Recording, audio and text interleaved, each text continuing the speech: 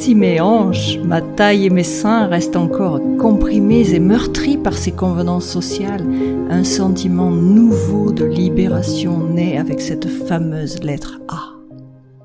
Aujourd'hui, c'est la lecture de la première lettre qu'Elisa a écrite à son Jules, la lettre A. Elle aurait pu lui écrire A comme amour. Eh bien non, c'est A comme abstinence qu'elle lui a écrit. J'espère que ça va te plaire. Après la lecture de la lettre, on se retrouve justement pour discuter de ces périodes où on a besoin de se retrouver, de faire un break, voulu ou imposé par l'autre, peu importe, mais en tout cas, une période qui est nécessaire pour pouvoir mieux se reconnecter à l'amour.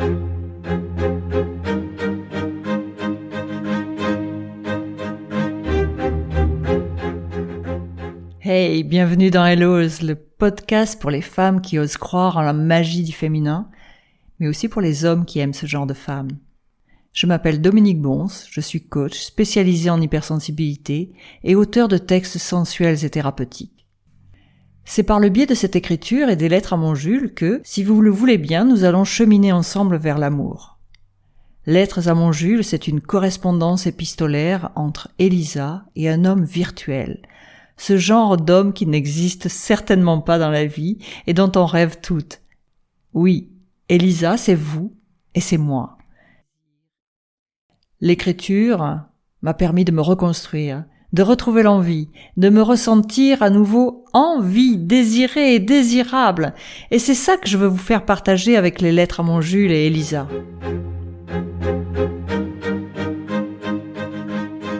By the way, si ça vous intéresse, je lance un groupe féminin d'écriture thérapeutique amoureuse qui va démarrer le 12 décembre 2022. Oui, le 12-12. J'aime ces nombres miroirs. Et celles qui me connaissent savent aussi que je suis numérologue. Si ça vous intéresse, vous pouvez vous inscrire via mon site internet sur www.hello's.com. Vous vous souvenez de l'épisode précédent où Elisa se présentait et posait la situation ? C'était la première étape du processus d'écriture libératoire. Elisa a fait le choix de faire tout le tour de son alphabet pour se reconnecter à l'amour. Et vous, quel choix auriez-vous fait à sa place ? Bien sûr, dans le groupe d'écriture, on commencera par cela et je vous guiderai à travers toutes les étapes. Mais revenons à Elisa, c'est son tour, elle y a droit, elle va vous parler et puis c'est maintenant.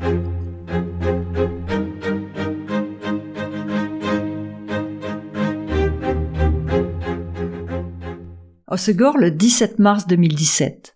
Jules, aujourd'hui je t'écris la première lettre de mon alphabet. Oui Jules, je vais t'écrire 26 lettres dans lesquelles, en me livrant à toi, je me délivrerai de moi-même. Tu sais, je suis dans un mélange d'émotions, de peur et de désir.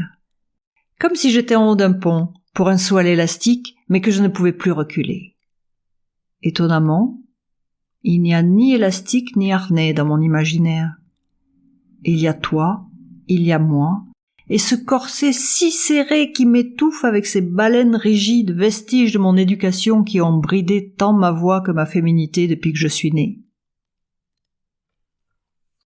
Et oui, Jules, je t'imagine. De ta main délicate, tu délaces le premier œillet de mon corset et libères enfin cette première lettre A. Si mes hanches, ma taille et mes seins restent encore compressés, comprimés, meurtris par ces convenances sociales, un sentiment nouveau de libération naît avec cette fameuse lettre A. Elle semble émerger du plus profond de moi, du plus profond de mon vagin. Elle se ferait un chemin sur mon ventre et entre mes seins pour enfin s'échapper de ce carcan.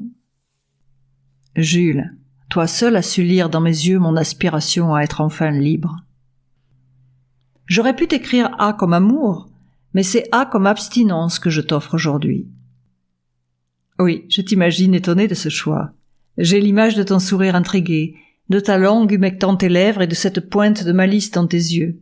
Oui, Jules, abstinence. Ça fait de longs mois que je m'abstiens à la fois de faire l'amour, d'aimer et d'exprimer. Triple punition, triple peine. À travers ton regard, mon corps a ressenti profondément l'impertinence du mot abstinence. Une chaleur intense a envahi mon ventre comme si ce mot m'avait pénétré. Étonnamment, à cet instant, je n'ai pas eu envie de toi ni de notre homme. J'ai juste eu terriblement envie de t'écrire. L'abstinence peut être subie ou voulue. La mienne était voulue. Si je me suis abstenue d'aimer Jules, c'est parce que blessée, je n'étais pas prête à aimer à nouveau. J'avais tellement peur d'avoir mal que pour me protéger, j'aurais pu te faire mal. Bien sûr, il m'a été difficile de ne pas me sentir aimée, de ne pas être touchée tant émotionnellement que physiquement. Mais j'avais vraiment besoin de ce temps pour être à nouveau prête à me donner à toi et à m'adonner aux joies de l'amour. Je ne sais pas faire l'amour, Jules, sans me donner pleinement, et je ne sais pas me donner pleinement sans aimer. Oui, c'est un truc qui se mord la queue. Et tu as raison, Jules, la queue mérite bien mieux que d'être mordue. Je te sens sourire à ma provocation. Tu te demandes comment une femme comme moi a réussi à se couper de sa sensualité. Je te le promets, Jules, si tu n'exploses pas avant, ma lettre M te livrera tous les secrets de mes plaisirs solitaires. Aujourd'hui, je suis prête à faire l'amour. En me tendant la main, Jules, tu m'as redonné la vie. Et surtout, tu m'as redonné l'envie. L'envie de jouer avec toi et avec les mots. L'envie de prendre le mot « vie » à pleine bouche dans toutes ses orthographes. Au revoir, Jules. J'ai hâte de te retrouver pour la lettre B. Je t'embrasse. Signé Elisa. Voilà, c'était la première lettre qu'Elisa a écrite à son Jules, la lettre A. Je vous l'avais dit, c'est pas de l'écriture traditionnelle, ni même conventionnelle, c'est effectivement de l'écriture sensuelle et thérapeutique.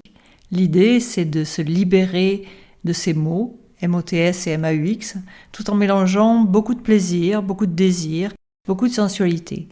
Alors pourquoi cette première lettre A comme abstinence ?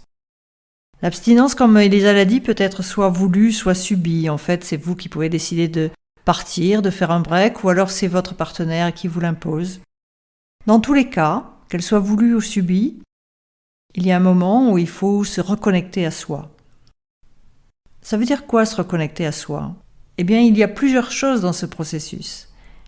D'abord, il va falloir se nettoyer émotionnellement parlant. Là, je veux parler des peurs, des colères, de la tristesse et aussi parfois même de la honte. Honte que vous aviez vis-à-vis de vous-même, de rester dans une situation que vous voyez décliner et pour laquelle vous ne faites rien. Ensuite, il va falloir vous libérer. Vous libérer de la toxicité de la relation ou alors juste simplement de la toxicité de la situation. Parce que parfois vous aimez toujours, c'est juste qu'il n'y a pas de désir parce que vous rencontrez une situation qui vous pourrit régulièrement la vie et qui finalement entache beaucoup l'amour que vous portez à l'autre. Alors l'abstinence, qu'elle dure un jour, une semaine, un mois, ou voire plus, a cela de bon que finalement on arrive enfin à comprendre ce dont on a besoin. Forcément, c'est pas toujours facile parce qu'il y a cette notion de solitude qui sera plus ou moins bien vécue selon les gens. Effectivement, si vous souffrez de la blessure d'abandon ou de rejet, ces périodes-là risquent d'être très difficiles au démarrage. Mais une fois la période difficile passée, Dieu que c'est bon. Dieu que c'est bon de retrouver votre enfant intérieur un peu plus joyeux. Dieu que c'est bon de prendre la liberté de sortir et de s'amuser par soi-même. Dieu que c'est bon de comprendre que on ne dépend plus de l'autre pour être heureux.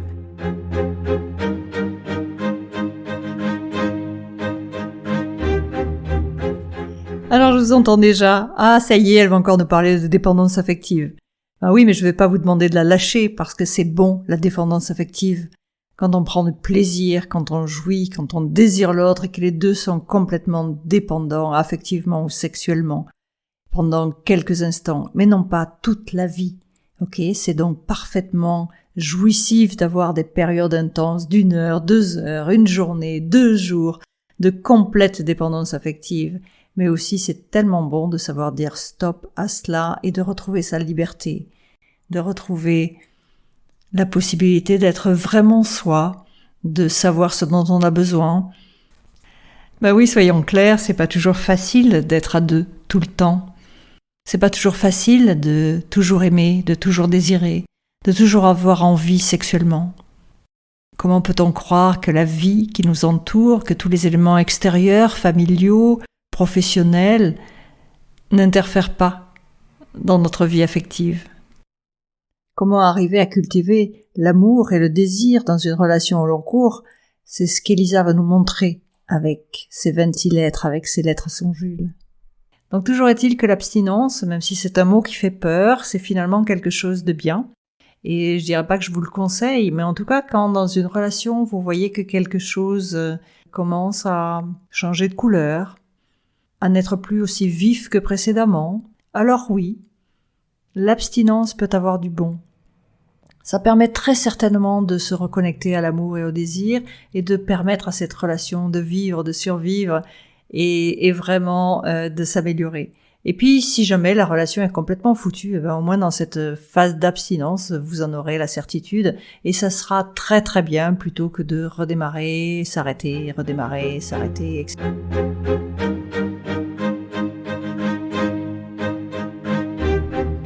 Alors si l'abstinence est parfois complexe relationnellement parlant parce que ça génère des phases de solitude, des phases de descente dans les profondeurs de soi, parce qu'effectivement ça nous permet de travailler sur nous-mêmes, de comprendre ce dont on a besoin, et finalement c'est bon, mais c'est quand même, il faut se l'avouer, un peu complexe. C'est en ça que l'écriture sensuelle et thérapeutique peut mettre du baume au cœur et permettre de prendre du plaisir pendant ces phases-là, mais aussi, finalement, l'abstinence, pour certains, est très difficile à vivre parce que abstinence veut dire parfois finalement ne plus avoir de partenaire et donc être coupé des relations sexuelles.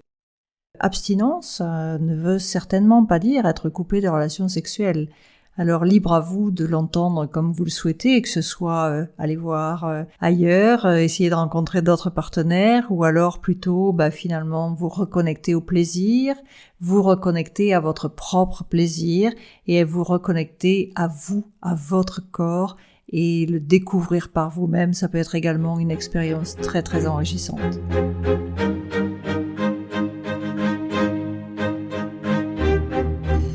Voilà, on pourrait parler de désir féminin, d'abstinence pendant des heures, mais je crois que le plus simple est que finalement vous y réfléchissez par vous-même et qu'on se retrouve surtout dans la prochaine lettre B avec Elisa, où de l'abstinence, on va passer à B comme baiser, avec tous les sens du mot baiser. Donc finalement, c'est peut-être là que vous trouverez des ressources. Je vous embrasse, à très bientôt. Je suis ravie d'être avec vous et de partager tout cela avec vous et avec Elisa.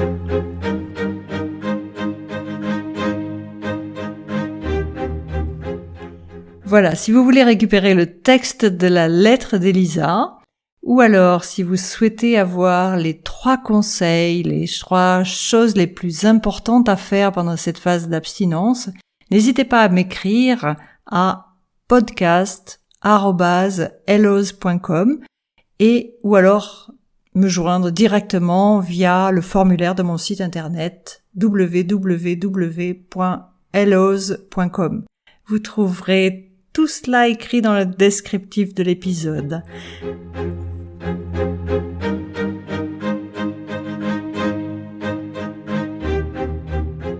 Pour me soutenir et pour faire en sorte que ce podcast soit un peu connu, qu'il puisse faire un beau voyage au milieu de toutes ces femmes qui en ont besoin, ce serait super sympa si vous vous abonniez au podcast et que vous laissiez un avis 5 étoiles sur la plateforme de votre choix.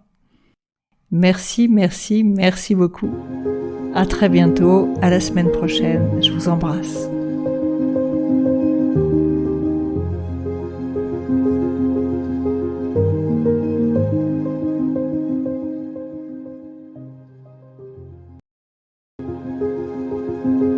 Si mes hanches, ma taille et mes seins restent encore comprimés et meurtris par ces convenances sociales, un sentiment nouveau de libération naît avec cette fameuse lettre A.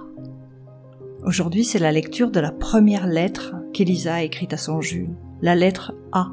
Elle aurait pu lui écrire A comme amour, eh bien non, c'est A comme abstinence qu'elle lui a écrit. J'espère que ça va te plaire.